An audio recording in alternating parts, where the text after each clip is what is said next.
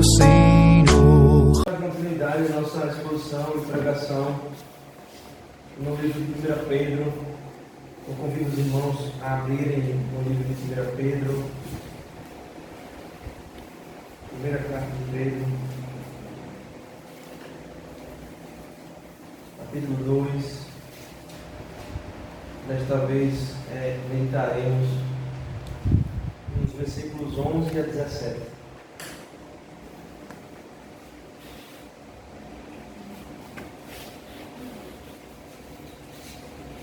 1 Pedro, capítulo 2, versículos 11 a versículo 17. Eu vou ler a palavra de Deus, diz assim, irmãos.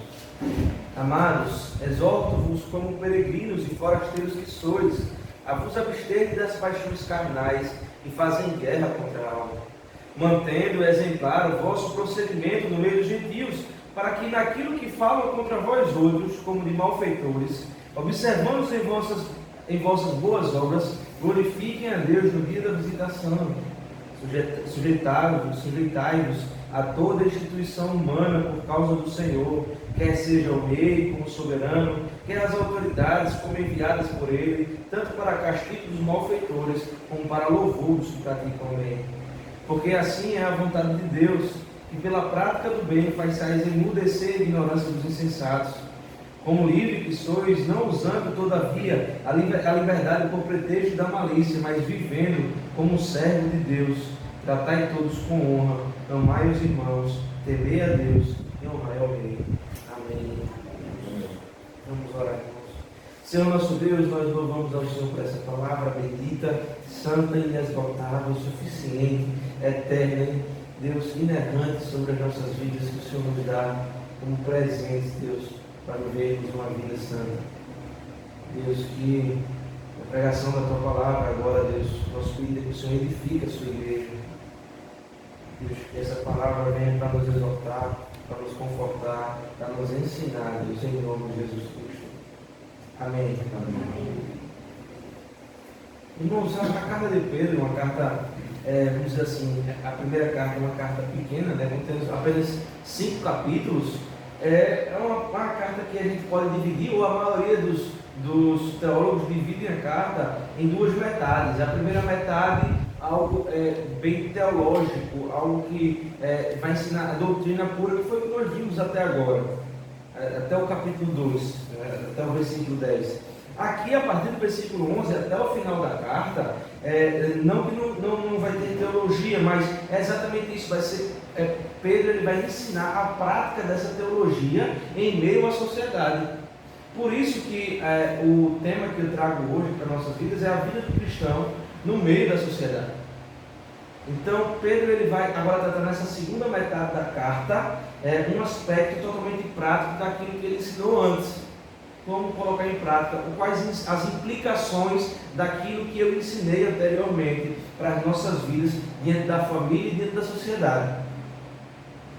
Essa primeira parte, foi o que nós já pregamos até agora, contém exaltações gerais quanto à santidade, quanto ao amor. Já essa segunda parte, de uma forma bem simplificada, podemos dizer, por exemplo, que no capítulo 2, versículo 11, até o capítulo 5, né, o final da carta, oferecem aplicações específicas dos ensinamentos gerais sobre santidade e sobre amor, que vimos na primeira parte. Então é basicamente dividida nessas 2 partes a primeira carta do apóstolo Pedro. Antes de adentrarmos nessa segunda parte, eu quero trazer à memória algumas coisas, principalmente do autor, do apóstolo Pedro. Ele teve, por exemplo, dificuldades, para entender aquilo que ele agora ensina na carta.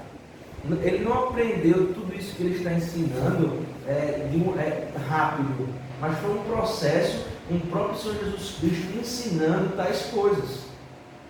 Por exemplo, uma das coisas que Pedro ensina no nosso texto hoje é submissão às autoridades. Mas veja, logo Pedro ensina a submissão às autoridades. Um homem que era totalmente impetuoso em defender o que achava que era certo, independente das pessoas que ele machucaria ser autoridades ou não. Por exemplo, lembra no Getsemane, quando Judas trai o próprio Senhor Jesus Cristo e leva os guardas, as autoridades para prender Jesus Cristo. Todos ficaram assustados com a situação, mas Pedro não quis nem saber se era autoridade não. Arranca a espada e corta a orelha do soldado mau. Veja, uma pessoa que exorta a submissão às autoridades agora na sua carta, teve um processo de aprendizado bem específico quanto à submissão sobre autoridades. É bem certo que Jesus ele estaria sendo acusado de forma injusta naquela situação. É bem verdade isso, mas Pedro não poderia ser o juiz ou o julgador da situação ou da causa. Além de querer, de forma espiritual, impedir que Jesus Cristo, o Cordeiro, fosse à cruz. Ele estava desonrando as autoridades e o próprio Deus, quebrando o quinto mandamento o tempo todo. Por várias vezes Jesus ensina a humildade e a submissão às autoridades. Em outra oportunidade, por exemplo, Pedro é perguntado pelos fariseus e saduceus se Jesus ele paga o imposto de 2 dracmas, que era o imposto do templo. E sem consultar Jesus, Pedro responde para Jesus e diz assim: não, com certeza ele paga. Jesus ele paga sim. Quando o apóstolo Pedro ele se encontra com Jesus, Jesus não deixa nem ele começar a conversa e se antecipa e diz: Pedro, veja só, quando um rei cobra o imposto, ele cobra dos seus filhos ou cobra dos estrangeiros? E aí Pedro responde: ele cobra dos estrangeiros. E aí Jesus diz assim, Jesus ele queria ensinar para Pedro que Jesus era o Filho de Deus, era o filho do grande rei, ele não precisaria pagar imposto, ou seja, na antecipação, sem consultar o mestre, quebrando a hierarquia das autoridades, ele responde por Jesus e diz: veja só, ele paga sim os impostos, mas Jesus era o Filho de Deus, ele não precisaria pagar o imposto do templo, porque ele era o Filho de Deus, o Filho do grande rei. Mas aí Jesus ensinando humildade e submissão a Pedro, vai dizer: vai lá, pesca um peixe, e dentro da boca desse peixe vai ter o dinheiro suficiente para você pagar não só o meu imposto, mas o seu. Jesus a todo tempo vem tratando com Pedro, um homem que parece muito conosco, porque nós agimos assim, de bate pronto, sem muito consultar, sem muito obedecer, sem muito ser submisso às autoridades, não só governamentais como eclesiásticas e todos os nossos meios, e a gente vai e tenta resolver a situação do nosso jeito. Pedro era assim. Pedro ele foi ensinado pessoalmente por Jesus Cristo a ser humilde e submisso com as autoridades. Pedro entende que o que Cristo ensinou a ele, esse mesmo Pedro que traiu Jesus lá atrás, é o mesmo Pedro que morreu pelo nome de Jesus. Inclusive, esse Pedro que escreve essa carta, ou esses versículos, ele é o mesmo Pedro que provavelmente está escrevendo essa carta em Roma, que mais na frente vai morrer em Roma por causa do nome de Jesus Cristo. Então, ele aprendeu perfeitamente como ser humilde e ser submisso, aprendeu os pés do Senhor Jesus Cristo. Por isso que ele escreve com tanta autoridade essa parte da carta, ensinando aos irmãos como é que eles devem ser tratados diante das autoridades e aqui governamentais. Então, sabendo desse contexto, lembrando quem é esse Pedro, quem está escrevendo e o processo que ele passou para aprender humildade e submissão, quando nós olhamos o nosso texto, vemos a palavra que Pedro usa logo no versículo 11 do capítulo 2 de 1 Pedro, a palavra exórtocos, amado, exórtocos. E essa palavra ela é mais intensa do que parece. É algo como seria: eu suplico a vocês, irmãos, eu peço encarecidamente. Essa dá uma ideia melhor da palavra, E aí, logo em seguida, ele usa 2 palavras bem importantes, como peregrinos e forasteiros. Pedro chama aqueles homens de peregrinos e forasteiros. Forasteiro, irmãos, é nada mais nada menos do que aquela pessoa que mora no lugar, mas não é desejoso de fazer aquele lugar a sua terra, o seu lugar natal, de morar ali. Ele mora ali por alguma circunstância, ele está ali por algo momentâneo, ele está ali de passagem, ele mora ali por algo específico, mas não é desejoso de morar ali, ele não se sente bem, não é a sua terra. Esse é o forasteiro, E esses 2 conceitos eles são interessantes porque ele explica para a gente que temporariamente alguém está numa terra estrangeira, não importa se está morando, se está passando, mas ele não visa, isso é importante, quando a gente trata de peregrino, ele está passando pela terra, As duas palavras que ele usa, forasteiro e peregrino. Peregrino, ele está passando pela terra. Ele não visa morar na terra, mas se morar, ele de jeito nenhum adotará os costumes ou a identidade daquele povo e daquela terra. Pedro usa essas palavras propositalmente. São pessoas que estavam sendo perseguidas, que saíram das suas terras natais, com seus costumes, com as suas culturas. E aí Pedro está dizendo, veja, vocês vão para outras terras, mas vocês são peregrinos e forasteiros. Por mais que vocês morem lá, vocês não podem ter a cultura de lá, a religião de lá, adorar os seus deuses, muito menos ter a mesma identidade que esse povo tem. Não vá se adaptar a isso. Vocês são peregrinos e forasteiros. E é interessante, irmãos, quando a gente fala de peregrinos e forasteiros, a gente vê que toda Israel sempre foi um povo peregrino e forasteiro no Antigo Testamento. Por exemplo, quando Deus chama Abraão para uma terra que ele não conhece, e que na verdade nunca seria dele, porque ele não chega a entrar na terra, mas ele sai da terra dele. Ele esperava que um dia essa terra fosse da descendência dele, mas até então ele não era. Ele não devia se identificar com aquele povo. Moisés, por exemplo, peregrinou na terra durante 40 anos no Egito, até que Deus o chamou para libertar o seu povo. E quando ele liberta o povo, ele fica mais 40 anos peregrinando, sendo forasteiro no deserto, caminhando rumo à terra que seria dada ao povo.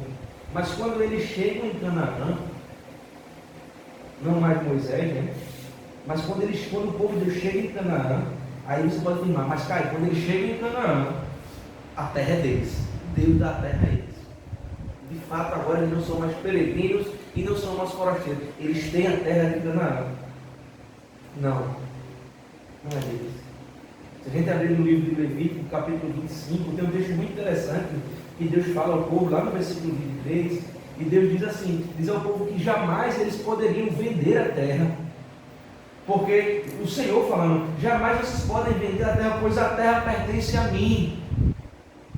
E eles eram, e são as palavras que Deus, vocês são apenas estrangeiros e peregrinos, ou peregrinos e forasteiros. Veja, até a terra que Deus dá a eles ainda não pertencia a eles. Eles não faziam parte dessa terra. Essa terra ainda estava cheia de costumes, coisas erradas, que não podiam se misturar, porque não era a terra deles.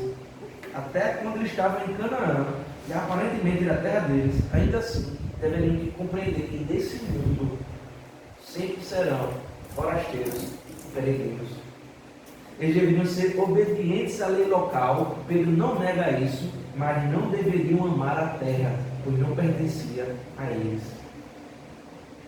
É interessante, irmãos, por exemplo, quando o profeta Jeremias ele profetiza sobre a vida do povo de Deus, que eles seriam exilados na Babilônia, e lá, quando eles fossem exilados na Babilônia, eles passariam 70 anos fora dessa terra, fora da terra deles, numa terra estranha, numa cultura estranha. Mas aí o profeta Jeremias continua no seu livro e diz assim, quando vocês estiverem na Babilônia, não é porque vocês estão numa terra estranha que vocês vão descuidar da terra, não.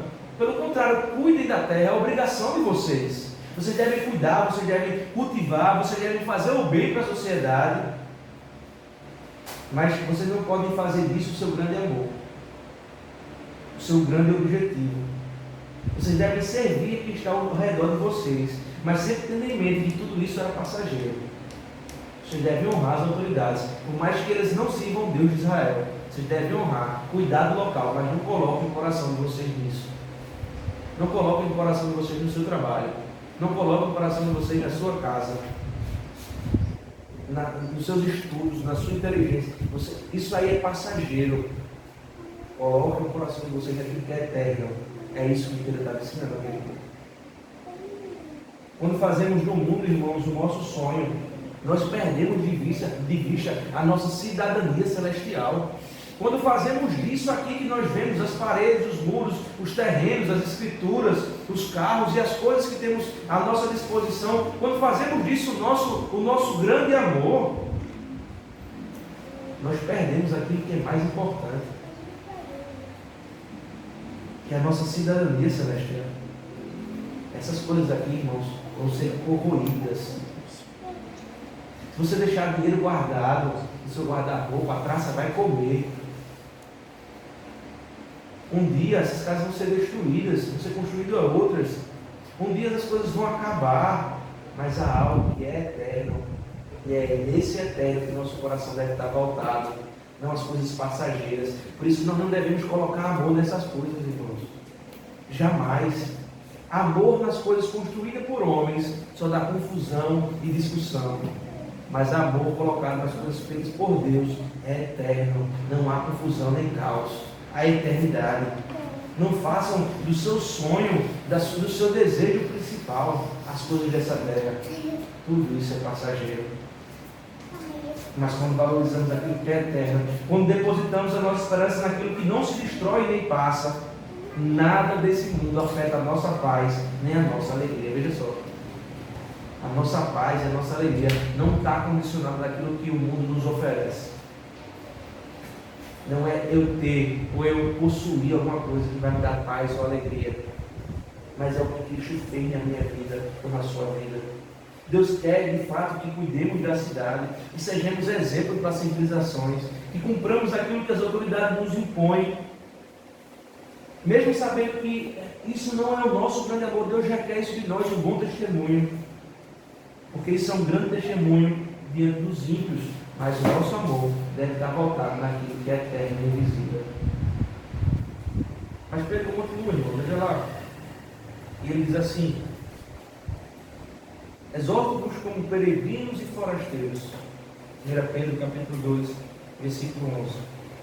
Como peregrinos e forasteiros que sois, a vos absterdes das paixões carnais que fazem guerra contra a alma. Que versículo, irmãos? Que frase, né? Paixões carnais. E aqui não tem uma especificação de pecado, né? Mas ele fala de toda a paixão carnal, fala de qualquer paixão pecaminosa.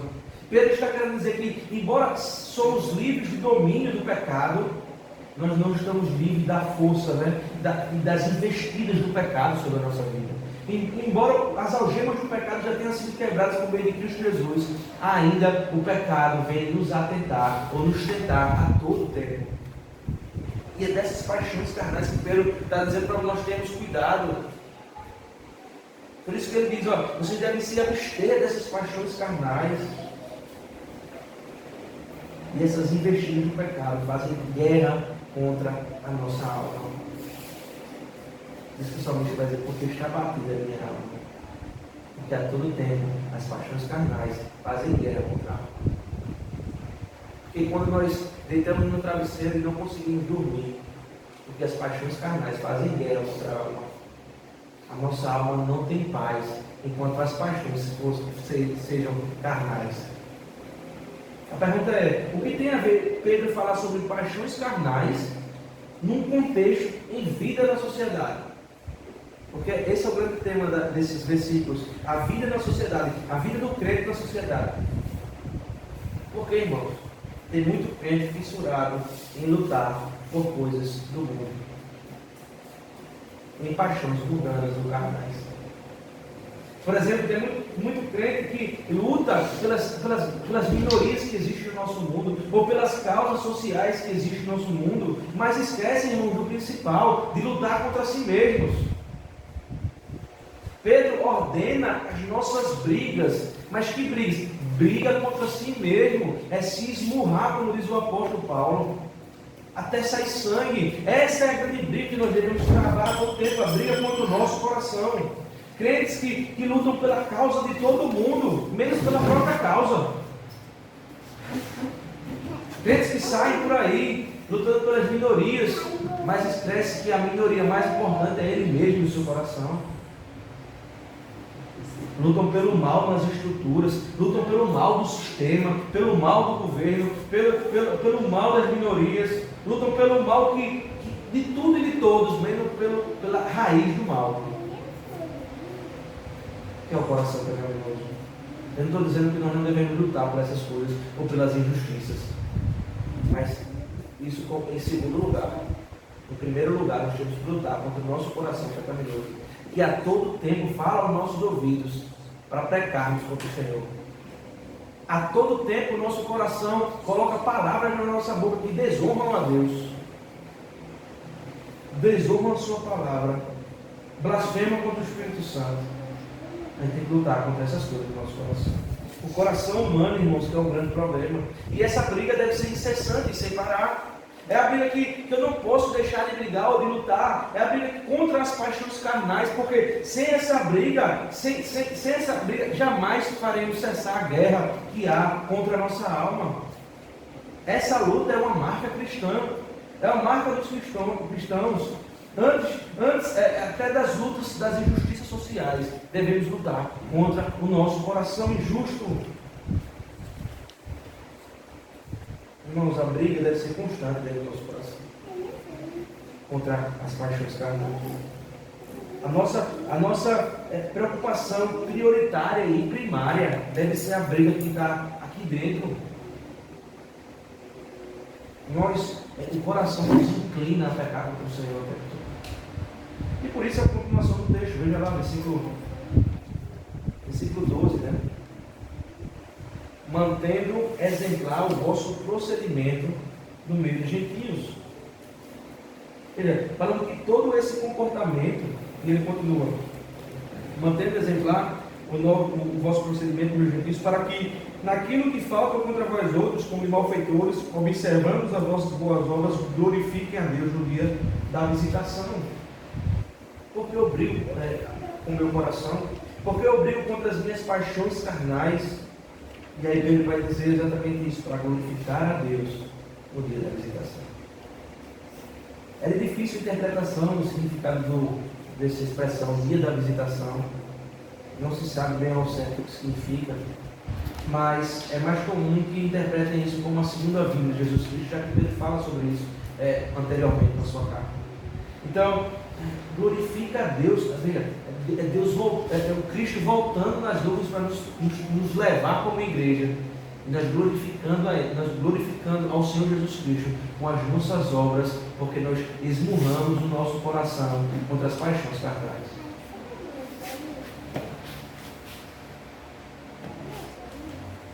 Por isso, amigos, as boas obras, irmãos, as boas obras que glorificam a Deus, é quando nós não pecamos contra Ele. Outra coisa que vimos no texto também que é bem interessante é qual é a posição do crente em relação ao Estado. Isso, Pedro vai tratar disso. O que é o Estado e qual é a relação que o crente tem com o Estado. Veja a partir do versículo 13, por exemplo. Ele diz: sujeitai-vos a toda instituição humana por causa do Senhor, quer seja o rei como soberano, versículo 14, quer as autoridades como enviadas por ele, tanto para castigo dos malfeitores como para o louvor daquele que pratica o bem. Lembre-se, Pedro, ele está chamando o povo à sujeição num contexto bem difícil, bem mais difícil inclusive do que o nosso hoje em dia. Quando Pedro escreve essa carta, quem era o imperador da época era Nero, o grande destruidor, né? Nero, imperador. Um homem de má fama, um homem cruel, que não tem piedade de ninguém, nem escrúpulos. É um homem que manda até matar pessoas da própria família. E perto do final do seu reinado, Nero, ele, por exemplo, é bem conhecido, né? Ele incendia a cidade de Roma e coloca a culpa nos cristãos. E ele persegue os cristãos como as pessoas que causaram incêndio. Ele incendeia a própria cidade para poder justificar a matança aos cristãos. Louco, ímpio, homem perdido e sem Deus. E Pedro afirma: sujeitai-vos a toda a autoridade humana por causa do Senhor. O Pedro está dizendo: ó, o grande imperador, essas cidades que vocês estão rondando, vocês vão receber, são cidades de Roma. Vocês devem sujeitar-se a Nero, o grande malfeitor. Veja, irmãos, Pedro ele escreve isso de um lugar onde era um lugar mais difícil de se sujeitar ao rei. É fácil se sujeitar à autoridade quando há uma autoridade que caminha com os nossos pensamentos, ou que não nos faz mal, ou que não nos pede para fazer coisas contrárias aos nossos princípios. Mas veja, se sujeitar a um homem tão mau como Nero, Pedro escreve: vocês devem ser sujeitos. Sujeitar-se, melhor dizendo, a Nero. Pedro entende que o melhor testemunho para se parecer com Cristo, para ser imagem de Cristo, semelhança de Cristo, é exatamente isso, é se sujeitar às autoridades. O Salvador, por exemplo, Jesus Cristo, ele foi sujeitado, ele se sujeitou às autoridades a todo o tempo. Para ser parecido com Cristo, como ele entende, e também deveria fazer isso. Por isso que o Senhor diz, quer ser autoridade, tem que primeiro servir. Quer ter autoridade, né? Tem que primeiro servir. Quer ser grande no reino, tem que se tornar pequeno. O Senhor Jesus Cristo ensina a todo tempo sujeição e humildade. Sujeição e humildade. Porque uma das coisas que mais mexe com o nosso ego é se sujeitar a alguém. E outra coisa que também mexe com o nosso ego é ser humilde. A soberba toma conta do nosso coração. Então, é aquele dilema do próprio Satanás, né? Querendo ser iguais a Deus. Queremos ser o Todo-Poderoso. Queremos ter as nossas convicções maiores que todas as coisas. Não queremos nos sujeitar a ninguém. Queremos ser o soberano sobre todas as coisas. Mas outro ensino que Pedro nos traz sobre o papel do Estado, que eu comecei a falar, no versículo 14, veja, qual é o papel do Estado? No versículo 14, Pedro explica isso. E as autoridades como enviadas por ele, tanto para castigo dos malfeitores, como para louvor dos que praticam o bem. É simples. Esse é o papel do Estado, segundo o princípio bíblico. O Estado vem para castigar os malfeitores e para louvar aqueles que praticam o bem. Veja que Paulo ensina, por exemplo, a orar pelas autoridades para que a gente viva uma vida mansa e tranquila lá em 1 Timóteo. Vocês querem viver uma vida mansa e tranquila? Orem pelas autoridades, sejam submissos às autoridades. Devemos orar pelas autoridades, devemos rogar a Deus, mesmo que as autoridades governamentais não sejam justas, por exemplo, ou não queiram trazer o melhor para a nossa sociedade. Mas devemos orar para que o Senhor intervenha, devemos rogar a Deus, devemos orar para que o nosso Estado ele seja um Estado justo, que pratique a justiça, e não necessariamente um Estado bonzinho. O Estado não foi chamado para ser bonzinho, mas para ser justo. Veja, lugar de misericórdia, irmãos, é aqui dentro. Aqui é um lugar de misericórdia, aqui é um lugar de alento e consolo, aqui é onde você vem com a sua carga pesada, onde você vem sobrecarregado de tudo que esse mundo te oferece, e aqui você encontra misericórdia e consolo. Mas o Estado, irmãos, é lugar de justiça. O Estado não foi criado para ser um lugar de misericórdia, e sim de justiça. Deus separa bem essas coisas. E como ser igreja na sociedade, né? Ele nos diz versículos 15 e versículo 16. Porque assim é a vontade de Deus. E pela prática do bem façais emudecer a ignorância dos insensatos. Veja, pela prática do bem você faz emudecer os insensatos, os malfeitores. E aqui nós lemos em Romanos capítulo 12. Paguem o mal com o bem. Pedro ensina isso. Apóstolo Paulo já tinha ensinado isso. Quando alguém, veja, irmãos, não sei se vocês já tentaram fazer isso, ou se já fizeram isso, mas quando você responde um mal que é feito a você com o bem, isso é tão constrangedor para a pessoa que fez mal a você. A pessoa que te trata mal, ela já te olha com outros olhos, porque ela esperava aquilo que o mundo oferece, uma coisa pior, porque nós somos condicionados pelo pecado, né, a querer ser sempre mais ou maior que a outra pessoa. Então, quando alguém nos trata mal, a gente tem que tratar mais mal ainda. Mas Pedro ensina exatamente o contrário, como o apóstolo Paulo ensinou, como o Senhor Jesus Cristo ensinou. Pagar o mal com o bem. Isso é tão constrangedor para quem me faz o mal, que ele já te olha com outros olhos. Veja, você emudece aquela pessoa, o insensato.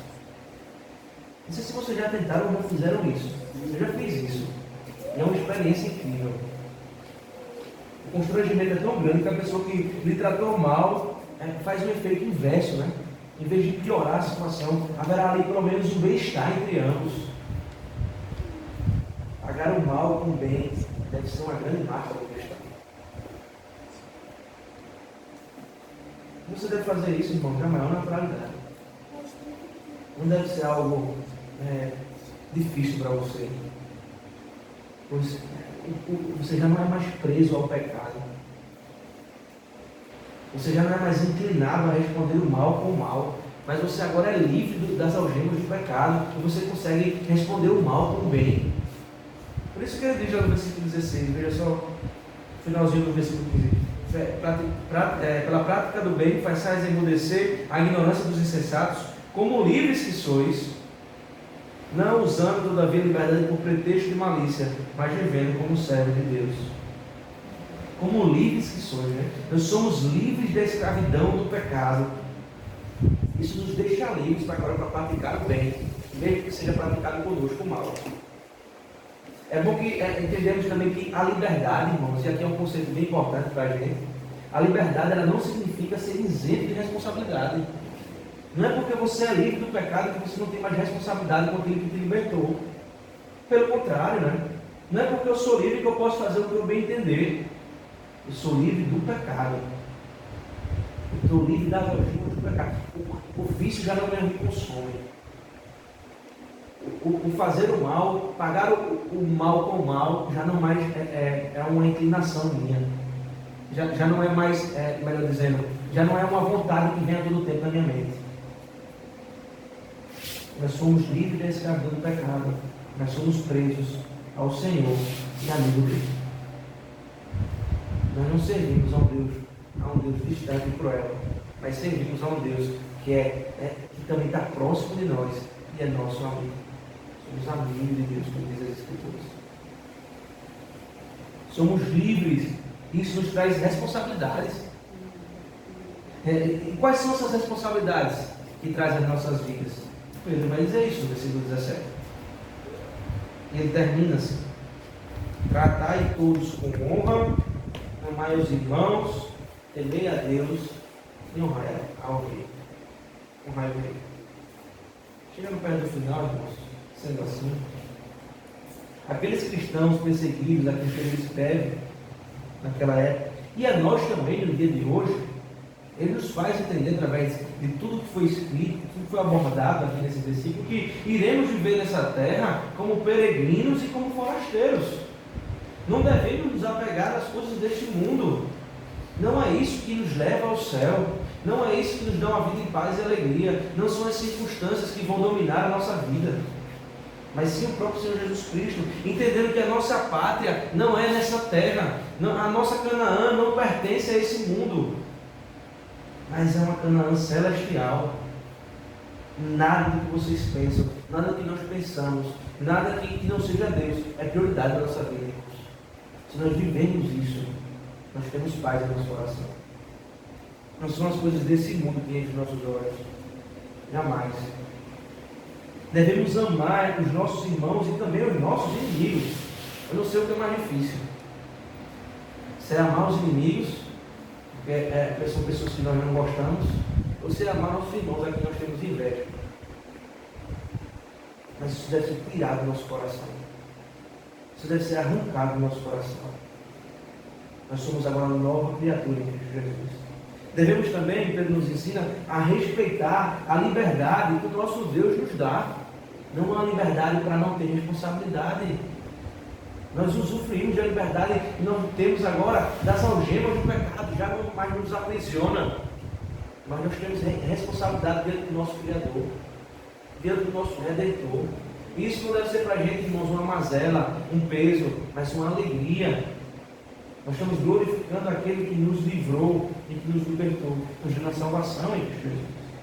Por último, devemos honrar as autoridades, mesmo que sejam ímpios, enquanto eles não mandarem fazermos coisas contra a lei de Deus, devemos obedecê-los, como forma de emudecer os ignorantes e ser testemunha de Cristo na sociedade. É isso que Pedro nos ensina. Não é fácil. Porque quando nós vemos as coisas erradas, quando nós sentimos as coisas, dá vontade da gente abrir a boca, dá vontade da gente discutir, dá vontade da gente apontar o dedo. Mas Pedro, que aprendeu com o Senhor Jesus Cristo a ser humilde, manso de coração, a respeitar as autoridades, Pedro agora ensina isso. Vocês devem ser humildes.